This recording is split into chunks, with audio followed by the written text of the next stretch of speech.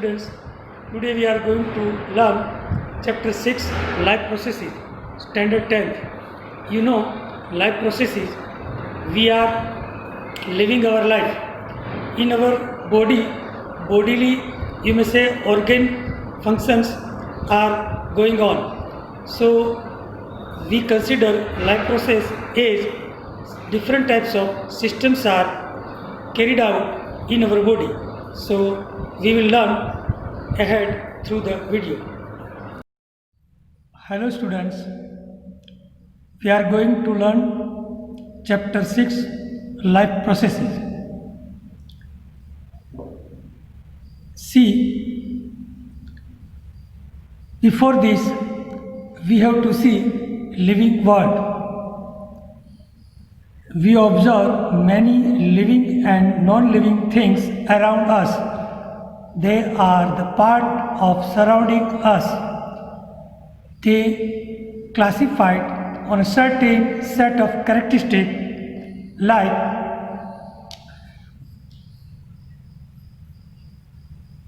growth, movement, reproduction, respiration, excretion, responsiveness of stimuli and death. We can see that for the living being, any one characteristic alone is not sufficient to classify the things as living. For example, in the case of car, you know, car cannot classify as a living thing, although it moves, because the car does not move on its own accord. It moves under the influence of an external force. Living things are made up of tiny living units called cells. You know, plant cell, animal cell and bacteria cells, and they have some certain functions like digestion, respiration, transportation and excretion. These carried out by the life processes. Let us explore these processes, and for that we have to understand what are life processes. So we can say that the basic functions which help the living organisms to sustain and survive are collectively termed as life processes. The first, you may say, nutrition, respiration, circulation and excretion, which helps to living organism to sustain, which collectively termed as life processes.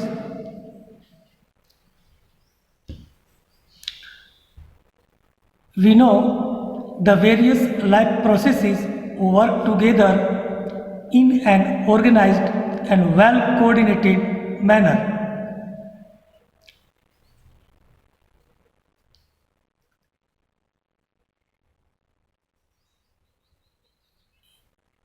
First, we understand that nutrition. So nutrition involves taking of food inside the body and converting it into a smaller molecules with the release of energy. See, whatever we are taking food inside the body, going to digest. Before digest the food, it break down in small molecules and then which release the energy, and this energy absorbed by the body.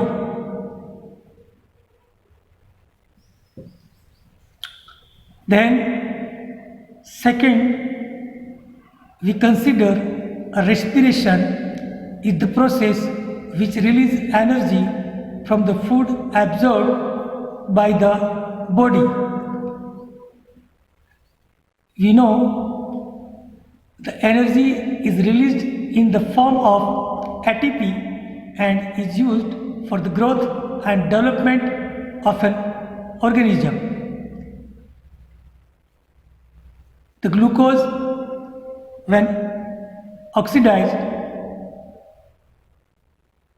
with the help of this equation, we can understand that C6H12O6 combined with oxygen going to be the process of oxidation and form CO2 H2O plus energy.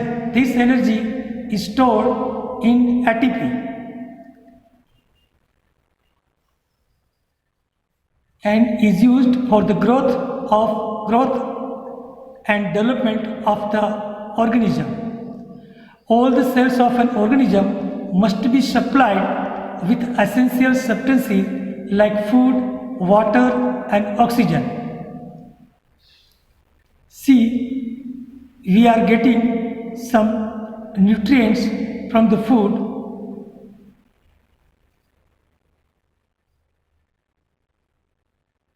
With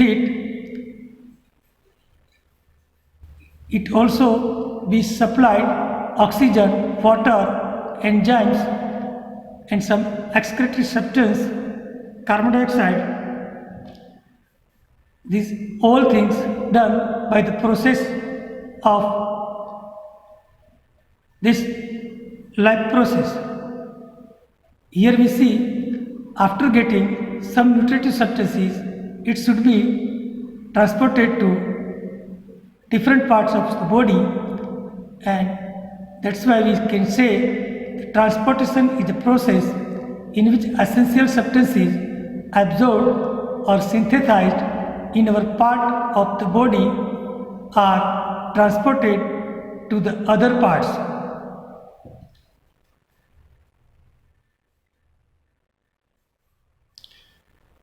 This can be done in the multicellular living organism, but in the case of unicellular, you may say in a single cell organism, the body is in direct contact with the external environment, and we can see this by the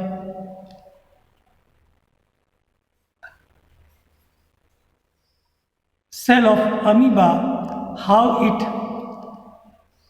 catch its food and digest, and then through diffusion it can take food there.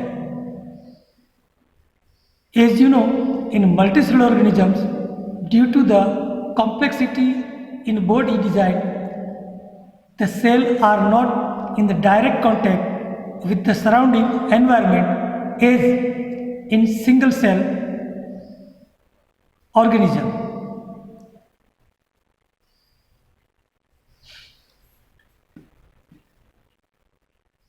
See,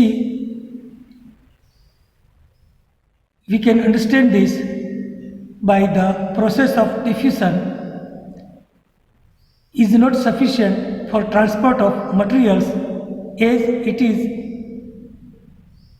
important for only unicellular organism, but in multicellular organism a well-developed transportation system is required. During metabolism, a number of nitrogenous waste produced are generated.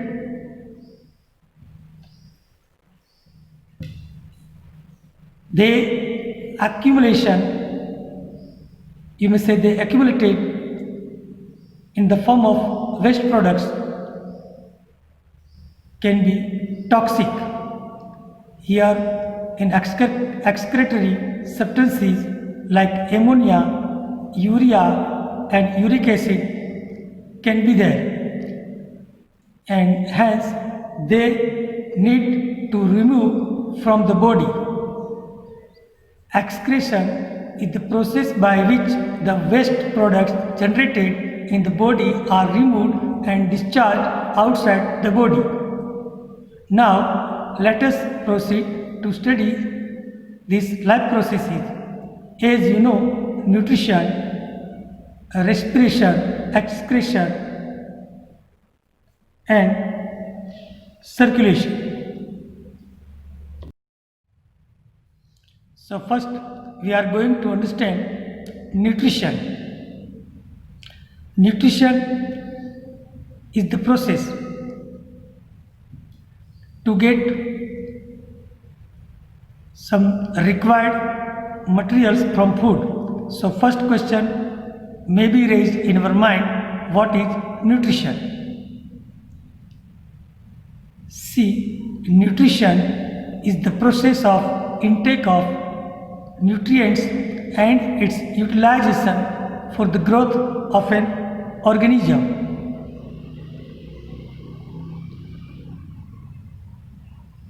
Some raw materials as plants getting from soil, same we have also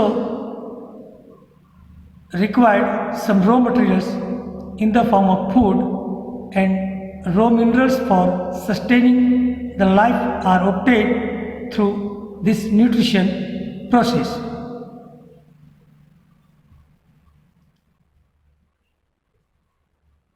We can say that the way by which the food is obtained by the organism is its mode of nutrition.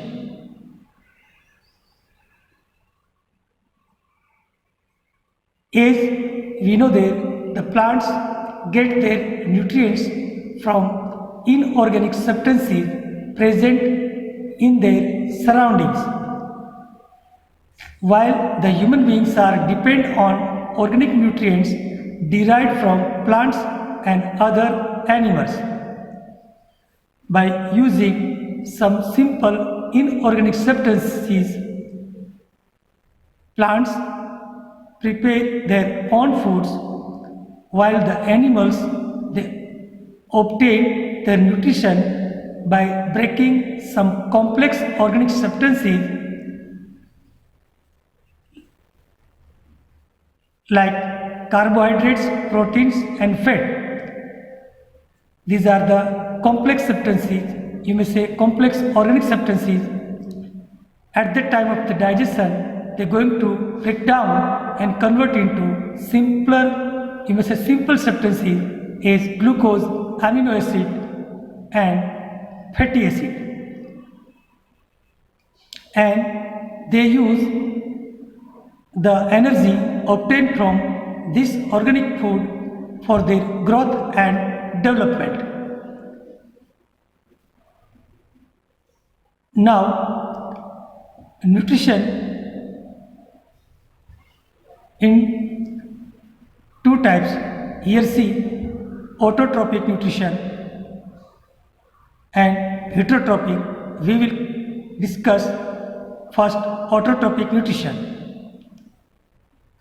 So we can say it is the mode of nutrition in which organisms prepare their own food. With the help of this plant picture, we can understand that the photosynthesis process can take place there and plants prepare their food.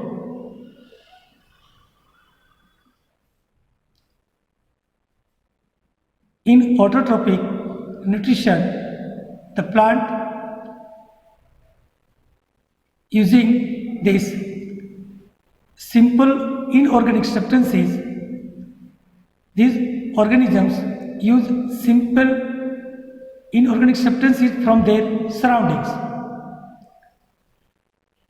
and with the help of this raw material they synthesize their own organisms food, and this with the help of these raw materials they get energy after synthesizing this material.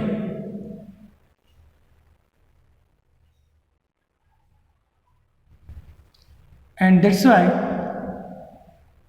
the autotrophs materials are used there, and it is called autotrophic nutrition. In the photosynthesis reactions, we know that in the presence of sunlight, chlorophyll, when carbon dioxide and water combine and convert into glucose as C6H12O6 and O2 is produced there. Here see, in the case of the desert plant, the stomata remain open during the night to conserve water. Here you can see the carbon dioxide is observed at night, and it is converted to the intermediate product. This product is converted to carbohydrate during the daytime through the energy absorbed by the chlorophyll. Thus, you can say that the synthesis of carbohydrate take place during daytime when sunlight is available.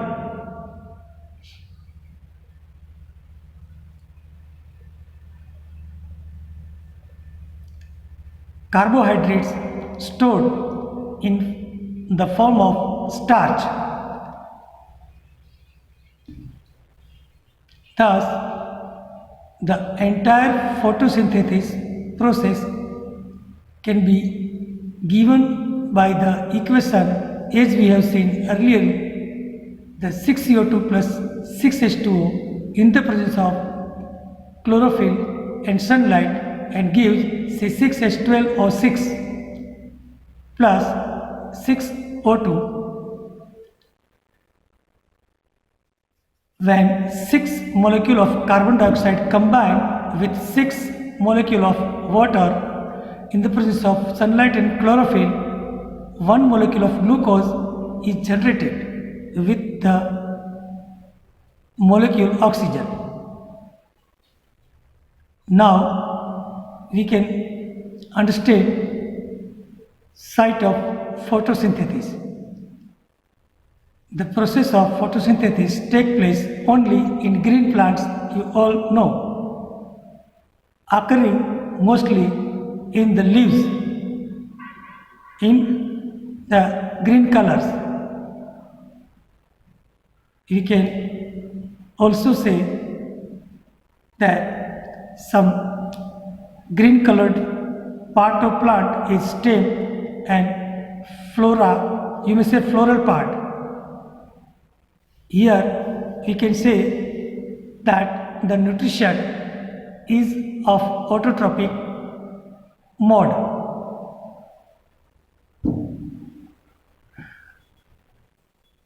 And also you can say that the photosynthesis occurs in the chloroplast where chlorophyll is present. If we take example, you may say a microscopic slide of this transverse section of dicot leaf. So we can see two types of parenchyma cells, elongated cells and circular cells. It will be in the mesophyll region, and we can observe under the microscope. Some cells you will find in the elongated shape and some in circular shape.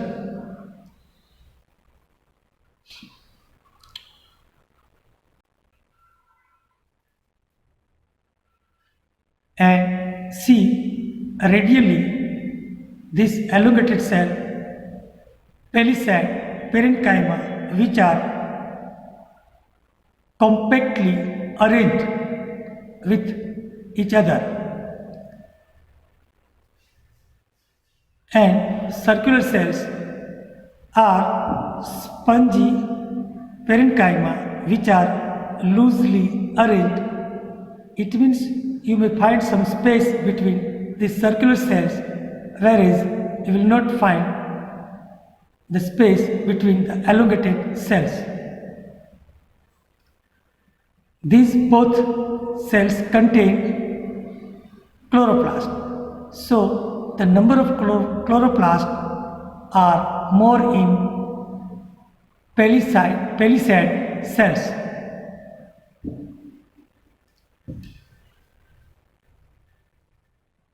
As the mesophyll contains the cell have the chloroplast, the process of photosynthesis occur in mesophyll.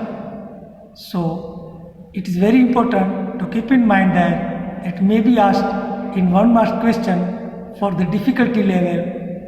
The question may be, say the location where the photosynthesis process occurs in plant cell.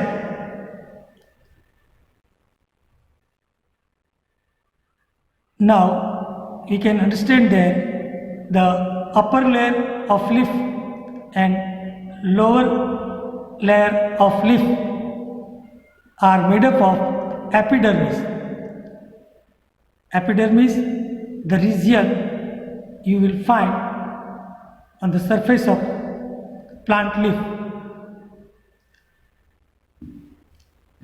In the lower layer of a leaf, stomata is situated, and both the side there is a covering called waxy cuticle. This prevents the rapid evaporation of water and protect from the loss of water.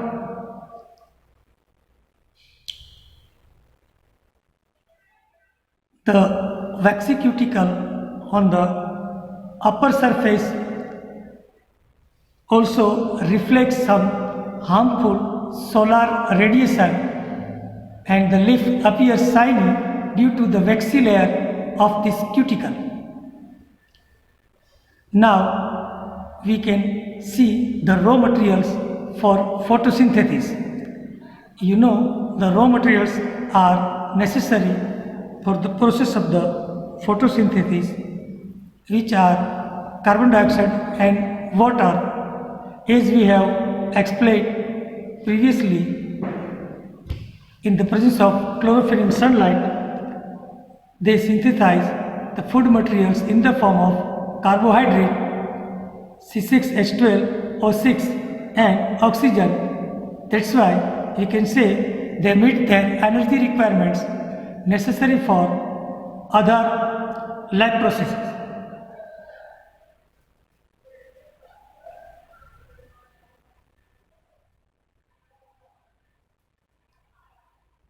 Carbon dioxide gas in taking into stomata situated on the leaf surfaces.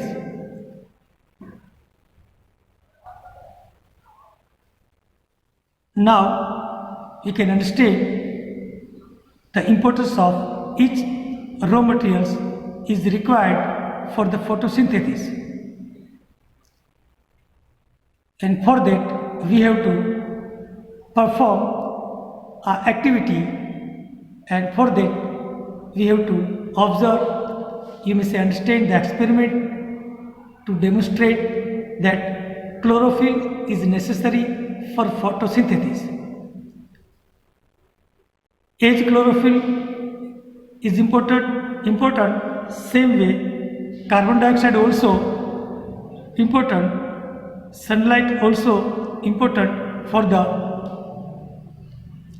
process of the photosynthesis. First, we will go to understand by this activity how chlorophyll is necessary for photosynthesis. As you can see in this picture, we have to take a croton plant, and first we have to keep the plant in dark for 3 days so that there is no photosynthesis process take place.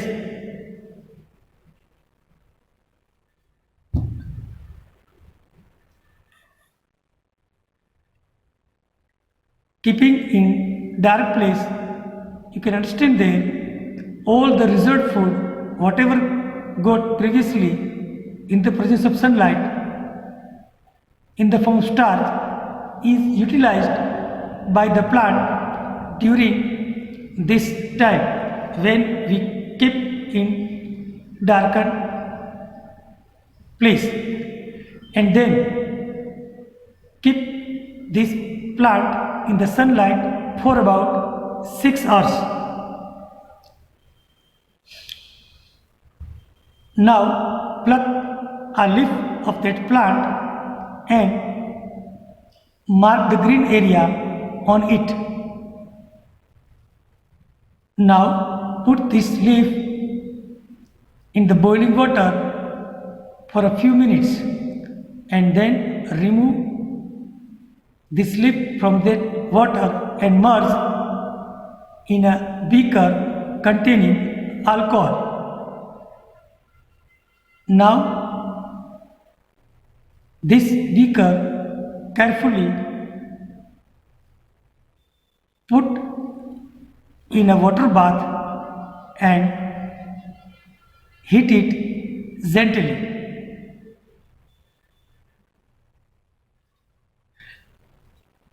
It now burn heating alcohol, and due to this heat the leaf going to be decolorized. It means the chlorophyll in the leaf is dissolved from the green areas, and the color of the solution appears there greenish. Now take out this leaf and wash under the water. Then immerse this leaf in the dilute solution of iodine for a few minutes and take out the leaf and again wash under the water flow of this iodine solution, and you will find some regions of the leaf which lack of chlorophyll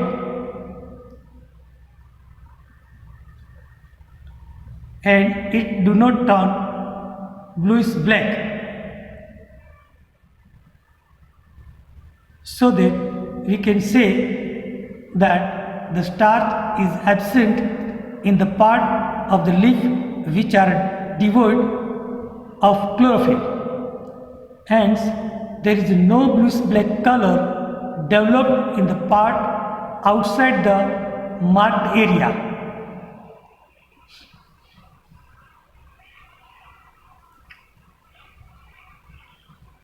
However, photosynthesis did not occur. This experiment helps us to conclude that the photosynthesis cannot proceed in the absence of chlorophyll. Here we understand that except for chlorophyll, all other factors were available for photosynthesis. In this part of the outside mark area of leaf, and we have studied that the carbon dioxide is also important raw materials for the process of photosynthesis. And so the question may be raised in our mind that can photosynthesis occur if carbon dioxide is absent? So we have to understand for that by the another activity to understand this. So activity is like this. First we have to take two healthy potted plants for the same type and size, and then keep the plants in the dark area for 3 days to de-starch them. Then now place each plant on the separate glass plate. Now place a watch glass containing potassium hydroxide by the side of one of the plant, and you know this potassium hydroxide is used to absorb carbon dioxide, and carbon dioxide is necessary for the photosynthesis process. That's why we have to arrange this at one plant, and then we have to cover this both plant with bell jars, and then label them A and B, and also seal this bell jar with Vaseline to make this setup airtight. Means air should not come inside, and some process happening there not should go outside. Now keep the plants in the sunlight for 2 hours. Now pluck a leaf from each of these plants, from A and B. Now both the leaf have to put in boiling water for a few minutes. Check the presence of starch with the help of iodine solution. See now, we observe the leaf plucked from the plant and kept under the glass jar A remains as it is. Whereas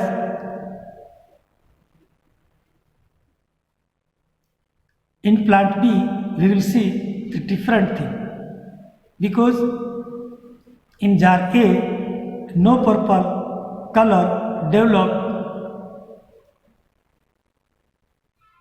Here and see in jar B, leaf plucked from this plant kept under the glass jar B, the purple color developed there. So, which indicate that the formation of starch, and we conclude that in jar A, carbon dioxide was not available for the process of the photosynthesis, and it was absorbed by the potassium hydroxide as we have kept near it.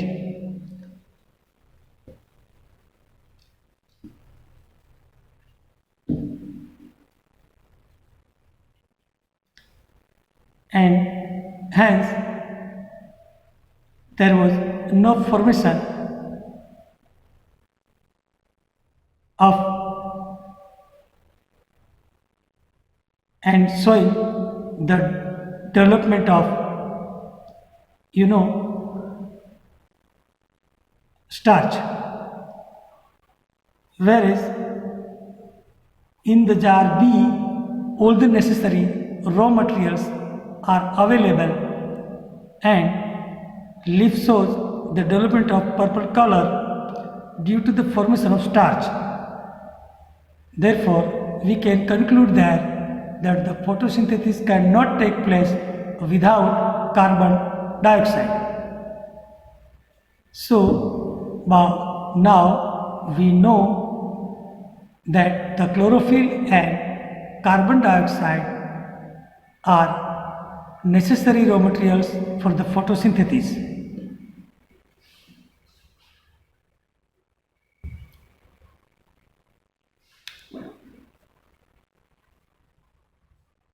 Now we will proceed the another activity and see that the sunlight is quite critical for the process of the photosynthesis, and for that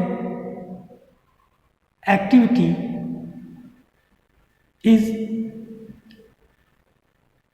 such a type that we have to take a potted plant having broad green leaves.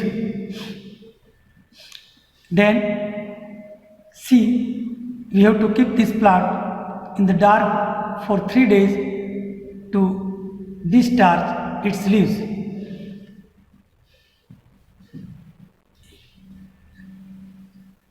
And for that,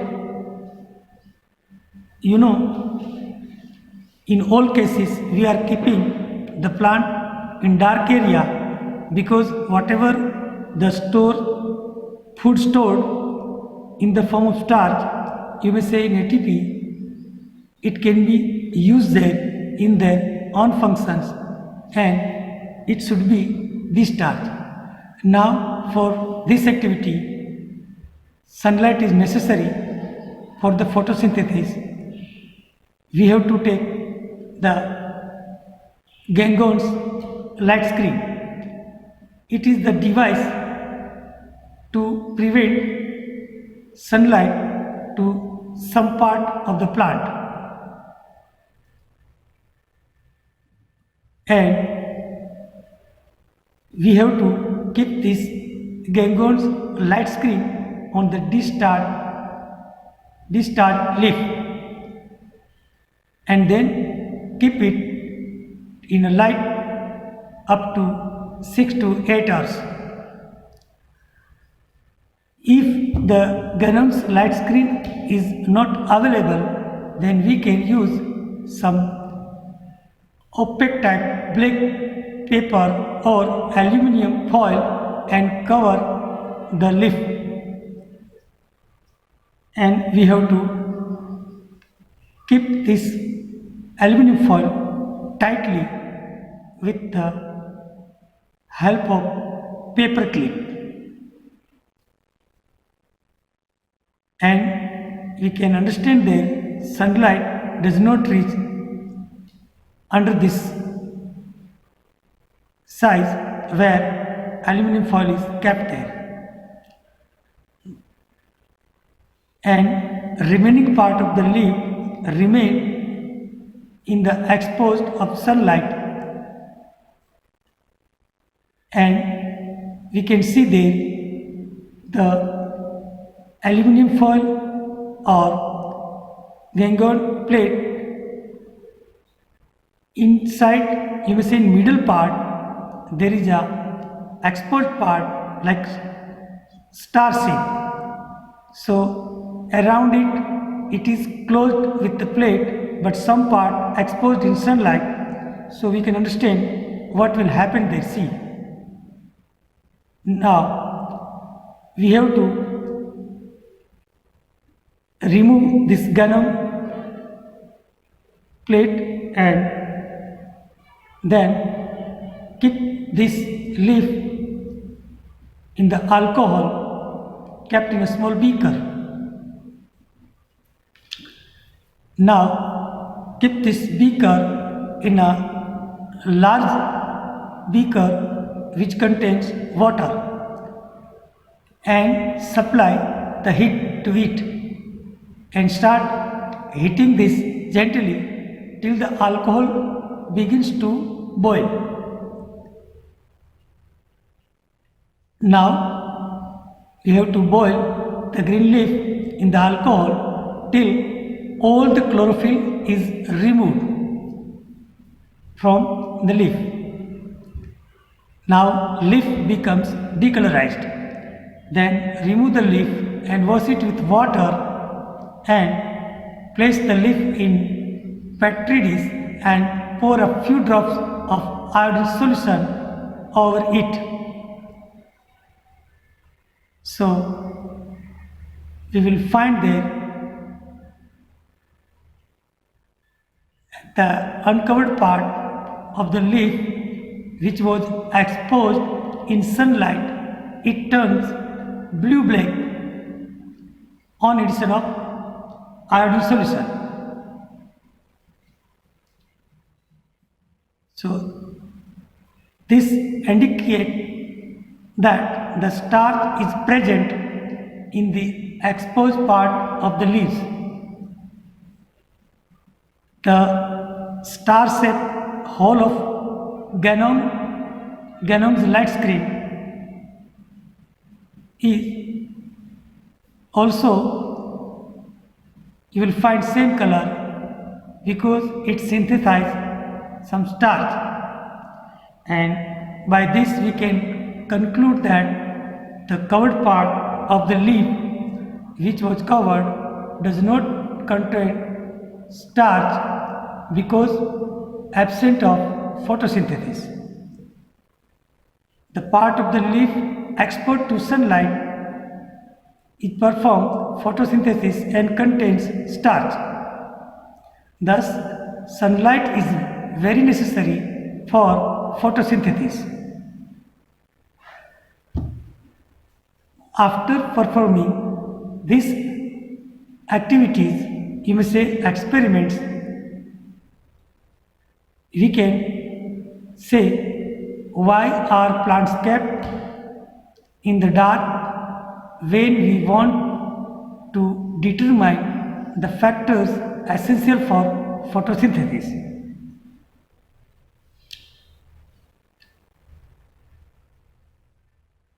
And here we want to determine the essential factors for the photosynthesis as chlorophyll, carbon dioxide and sunlight.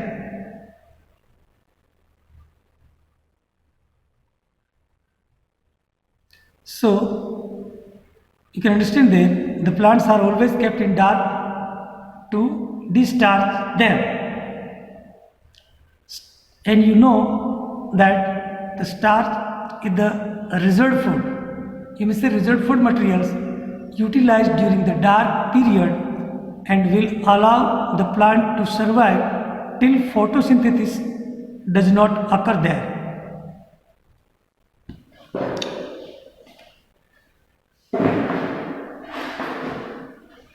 See, here we are going to understand now the nutrients necessary for photosynthesis. So, which nutrients are necessary for this photosynthesis process? So, autotrophs are need here CO2 and water to obtain carbohydrates through the photosynthesis process. In addition to carbohydrate, they need regulating nutrients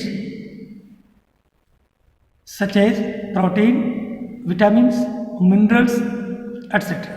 So these materials are taken up by plant from the soil as shown in the picture. And you also know then that with these materials the nitrogen is also necessary for the synthesis of proteins.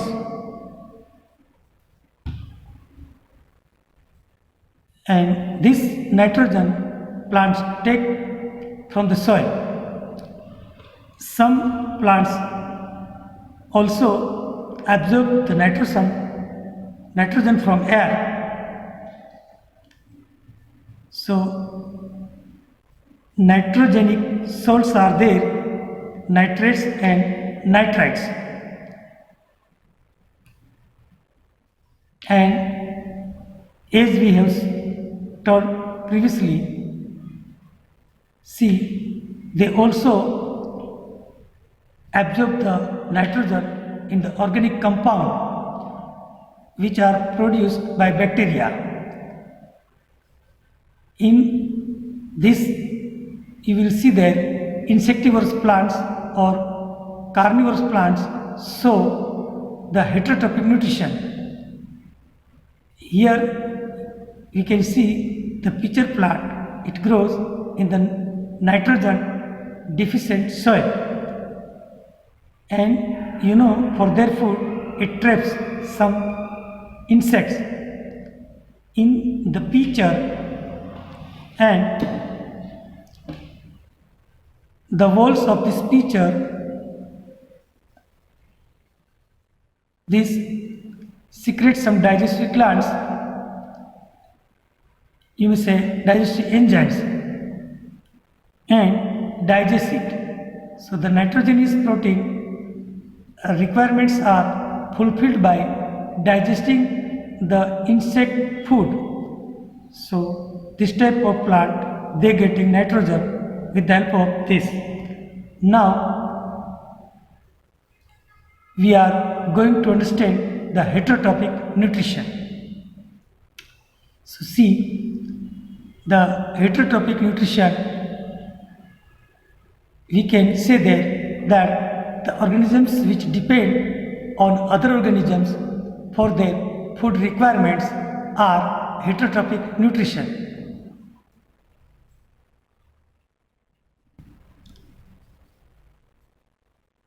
You can see here all animal and fungi are classified under the heterotrophs. So you can see that there are the different strategies by which organisms obtain their food. Is, you know, the body design, organization and the functioning of various metabolic activities. They form an important part of the strategy, and you can say that the availability of food materials is also equally important for the heterotrophic nutritive process. We can see here the yeast, fungi and mushroom. They break down the food materials into simple substances, and this process of the breakdown occurs outside their body, followed by the absorption of these substances.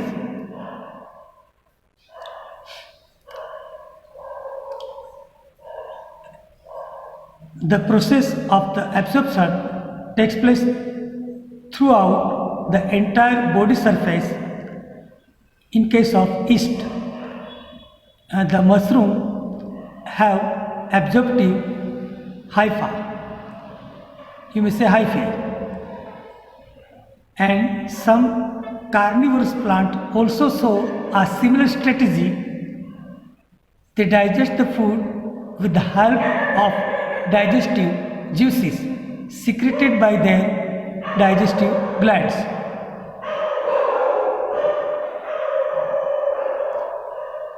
And you can understand by this that some organisms take in whole food and break it down into a simple substances inside the body. Later on, these simple substances are absorbed by the body. Animals like cow, cat, and even human beings show this type of strategy for the nutrition. Some animals as well as plants derive their nutrition from other plants or animals without killing them. However, they might harm the host plant or the host animals in this process. The plant Cuscuta or Amarvel, and some animals like lice, tick, leeches and tapeworm are exhibiting this strategy for their food. These plants show the presence of specific absorptive roots which penetrate inside the host and absorb some substances for their food. The animals sucking mouth parts for absorption of food from the host.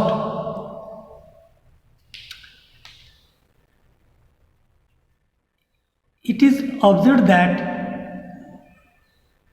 as the complexity of organism increases, some of the organs of the body becomes specialized to perform a specific functions.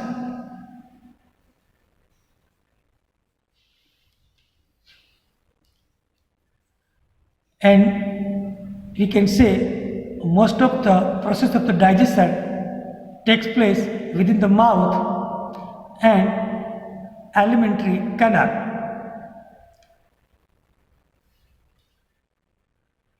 See, the structure of mouth and the alimentary canals differs in different animals.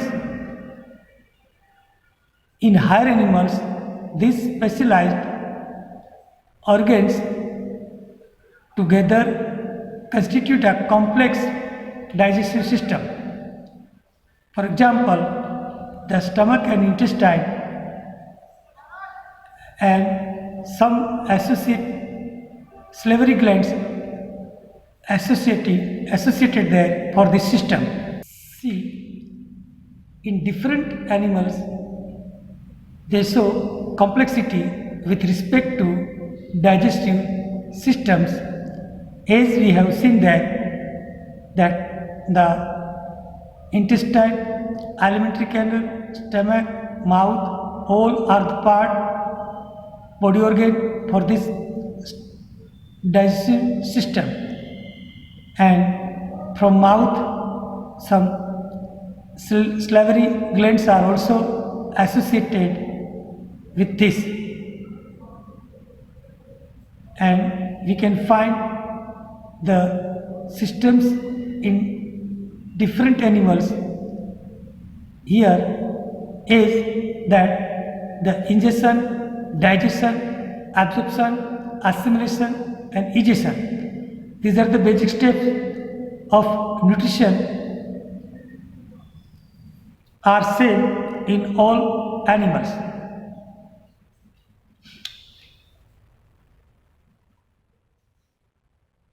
The first, we can understand that ingestion is the first step,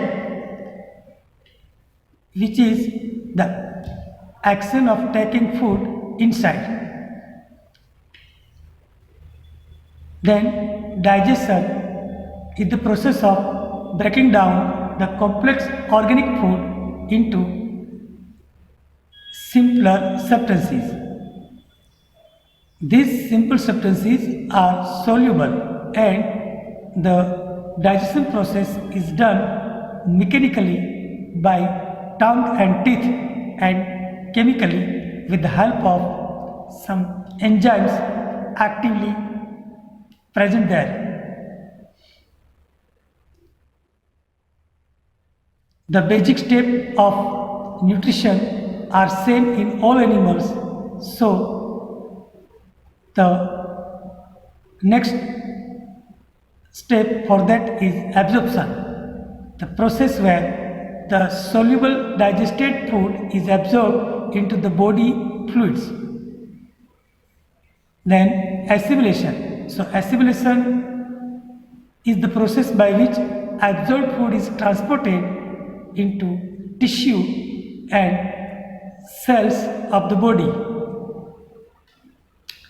Then these substances are further utilized for the growth and development of the organism. So we can also understand that the surplus amount is stored for the future use, for the development and some functions. So the process by which the undigested and unabsorbed residue of food are thrown out of the body. Now, how do unicellular organisms obtain their nutrition?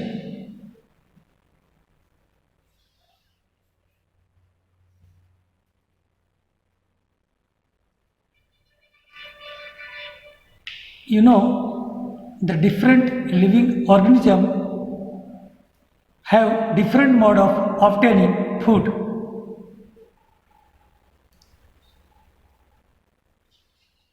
So we can take the example of amoeba. It is the unicellular organism, is omnivorous in nature.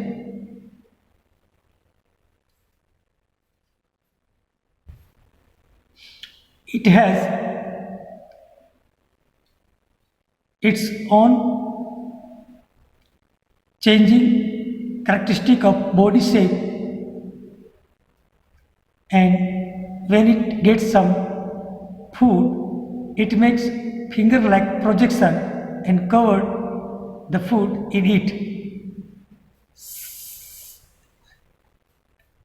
Other than this, we can understand some tiny plants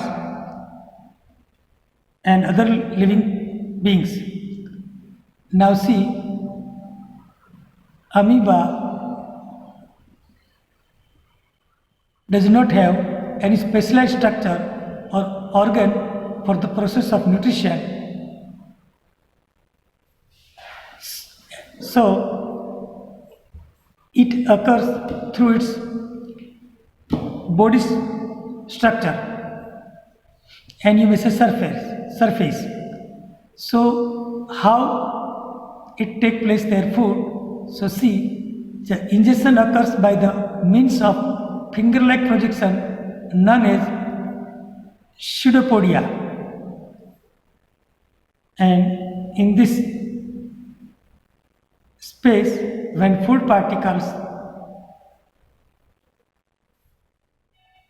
reaches the amoeba,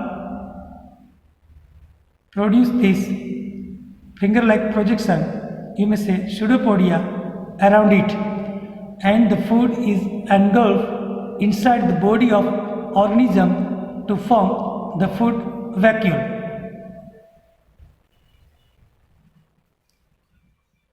And then digestion begins inside this food vacuole.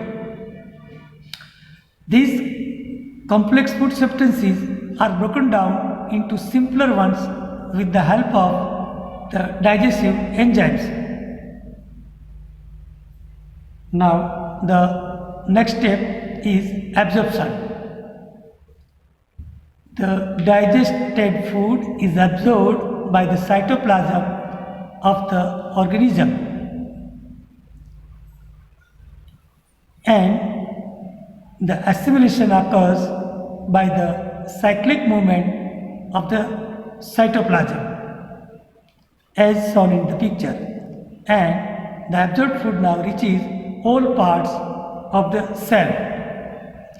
So we can say that here in the process of digestion of food by amoeba, how take place there. Now the digestion occurs by the rupturing of the cell membrane, and undigested food, unabsorbed food is thrown outside the body. Now, in case of the paramecium, ingestion occurs with the help of cilia.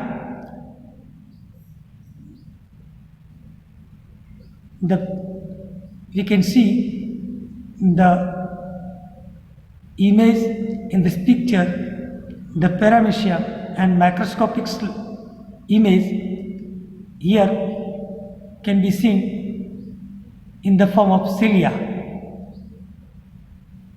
The food particles from the water puts them in the mouth, and food particles then digested inside the food vacuoles, and undigested and unabsorbed food is digested out by the rupturing of the cell.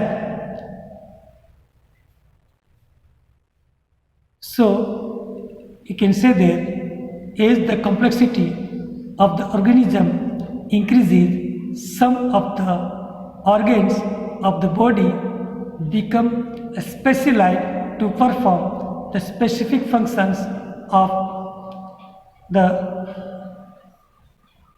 digestion. Here we can say the human beings have the specialized organ system involved with nutrition in the process of digestion of food. Now let us proceed to study it, how nutrition in human beings. So see, human digestive system in human is formed by the combination of digestive organs which work together to carry out the digestion of food.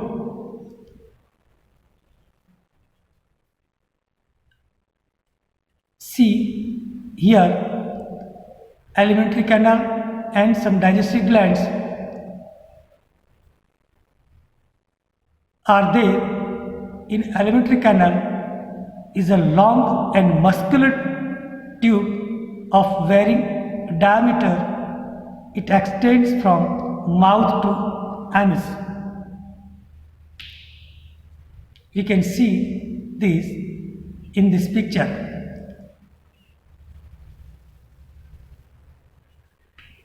This alimentary canal consists of mouth and stomach, small intestine and large intestine, and the anus.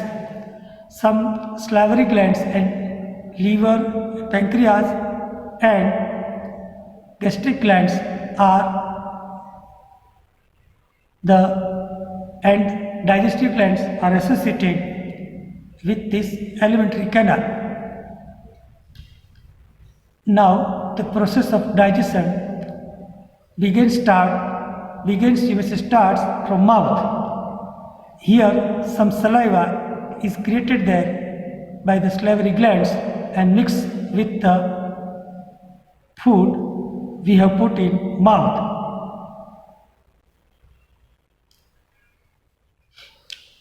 So for that we have to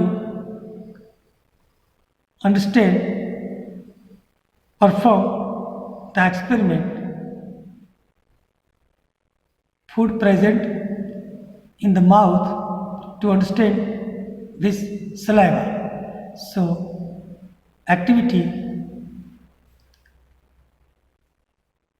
such a type that first we have to dissolve 1 gram of starch powder in 100 ml of distilled water, and then boil it till the powder completely dissolved and it becomes colorless solution, 1% starch solution.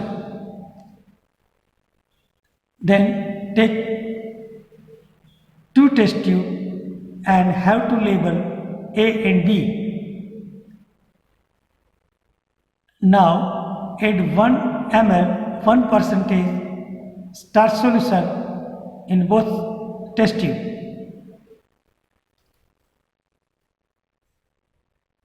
The licked saliva from the mouth spitting in a beaker and add some amount of distilled water to it. Then now take 1 ml of saliva and put in test tube A and shake well this test tube, and then keep both test tube undisturbed up to 30 minutes in a stand. And now add 2 drops of dilute iodine solution to both the test tubes and shake well and observe color develop in the test tube. You know, in test tube A we have added some drop of saliva, but not in B. So here the color of the solution in test tube A becomes light blue or purple, which gradually becomes colorless if the starch gets completely digested.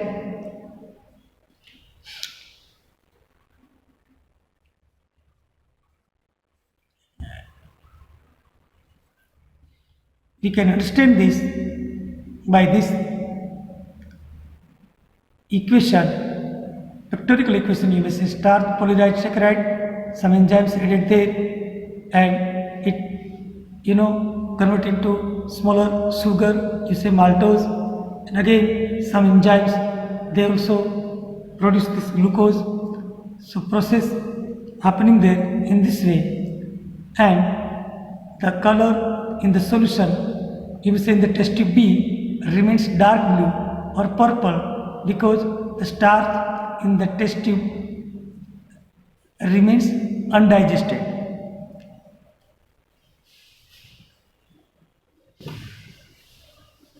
And it will be dark blue or purple because in this test tube starch remains undigested, and that's why it shows the color on reaching with iodine solution.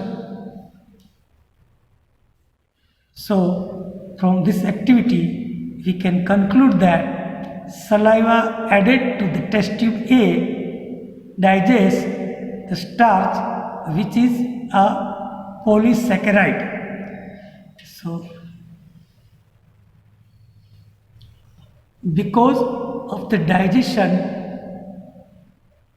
the starch is broken down to smaller sugar units gradually, first maltose and then glucose. In test tube B there is no saliva and hence remains as it is.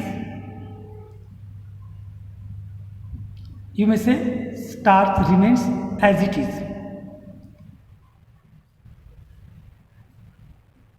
We have collected saliva from the mouth, which is the first part of alimentary canal.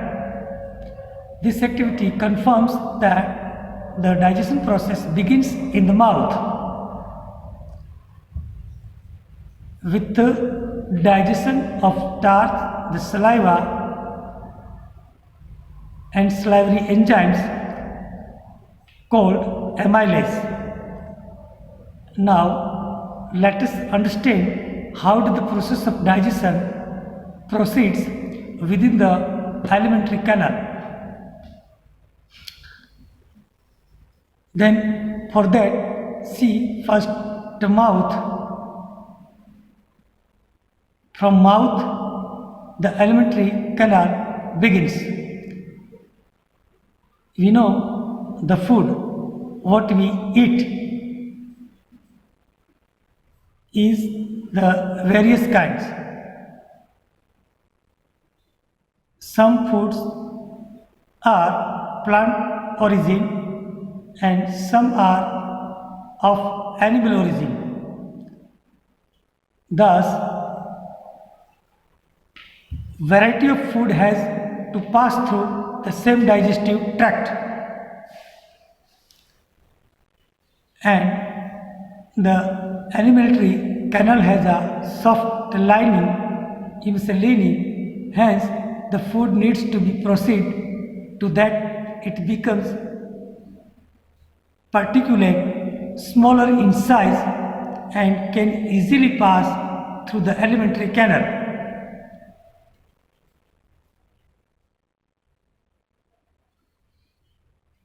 Here, the teeth present in the mouth break the food into smaller pieces and chew and grind it, and then it mix the saliva and becomes soft. You may say the crushed food becomes soft when it gets mixed with the saliva secreted from the salivary glands and goes to the stomach through the food pipe. So here you also see that the soft food can now pass easily through the alimentary canal.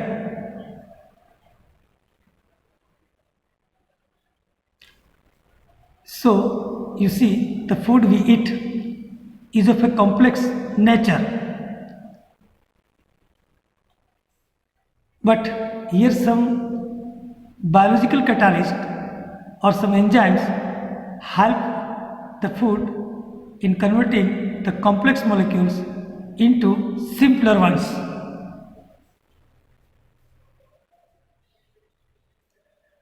The enzyme, you may say amylase, is present in the saliva. So keep in mind, 1 marks questions may be asked there. Which enzyme is present in saliva? You have to say amylase. So this salivary amylase break down starch into simpler, you may say simple sugar, you may say maltose, and this is the beginning of the digestion process.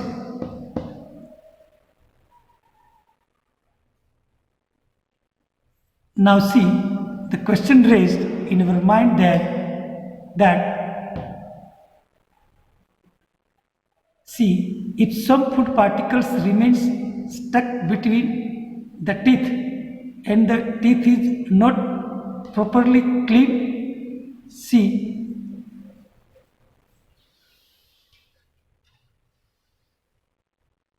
so what will happen if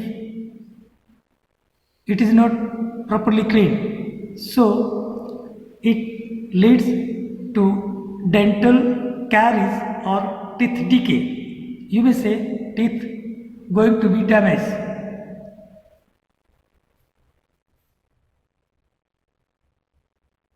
And teeth decay is a gradual softening of this enamel and dentine on teeth. You know, some bacteria, they attack here on this food material in between the teeth, which is not thoroughly clean. You know, bacteria acts on sugar present in the food, remains and produce acid there. Since this demineralize the enamels and creates some damages, so you can say that the bacterial cells together with the food particles stick on the teeth to form this dental plaque. And this dental plaque has covered the teeth. Saliva cannot reach to the tooth surface to neutralize the acid which is created during the digestion, and for that we have to brush them. It means brushing the teeth after cleaning, after eating, it removes the plaque before bacteria produce acids. If untreated, microorganisms may invade the pulp, causing inflammation and infection in the mouth. So it is necessary to clean properly the teeth and prevent the decay of the teeth. As we know, the teeth plays important role in the process of digestion, and it crushing the food into smaller pieces to facilitate their movement through the alimentary canal. Now, stomach. The partly digested food is then pushed into the esophagus, you may say esophagus, with the help of the tongue. Esophagus is a narrow tube which leads to a J-shaped bag, you may say stomach. The stomach is placed on the left side in the abdominal cavity. The food is pushed forward in the food pipe or the canal due to the rhythmic contraction and relaxation of the muscles of the canal. We can see here in this picture that this muscular activity is called a peristalsis, you may say peristalsis or peristaltic movement.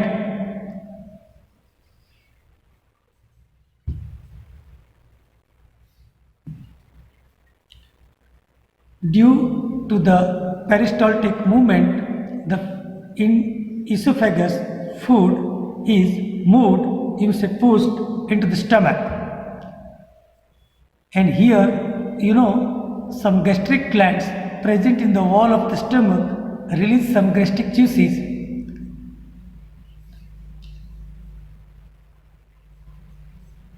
This gastric juice contain hydrochloric acid, enzyme, pepsin and mucus. This hydrochloric acid creates some acidic condition which is necessary for enzyme activity. At the same time, this acid kills the bacteria which are harmful. They present in stomach. The enzyme pepsin digests the proteins and mucus protects the inner lining of the stomach from the action of acid. And we have seen there some people complaining about acidity problems due to this acidic condition. So let us understand the cause of acidity in stomach.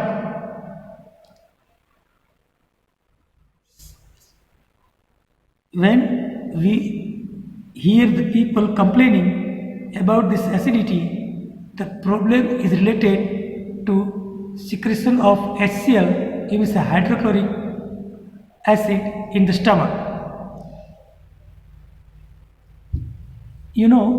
When we are hungry, so acid is secreted and we respond to the feeling of hunger by eating some food. It means when we become hungry, so this hydrochloric acid is secreted there and it creates our desire for food. You may say it responds to the feeling of the hunger by eating food. So, however, we can say that if we do not consume food at that time, then there is no food for HCl to act upon, and as a result, the acid gets accumulated there, and this acid is accumulated there. So due to the presence of this acid, we feel a burning sensation in the stomach.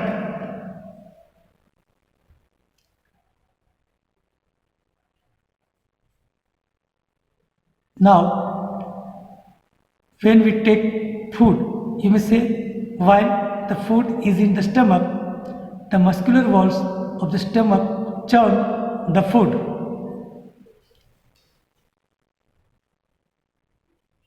And in this way, churning of food helps in proper mixing of the food with the gastric juices. And we know there are some muscular sphincters situated at the beginning of the stomach and also end of the stomach.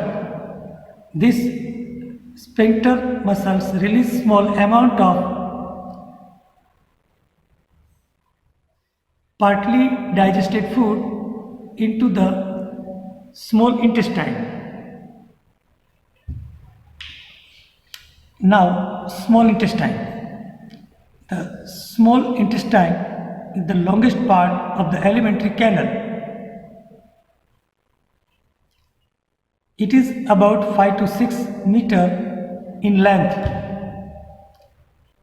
and it is also filled into a compact space by extensive coiling. It is longer than the large intestine. Here see a large intestine and small intestine. Small intestine is called small because it is narrow and comparatively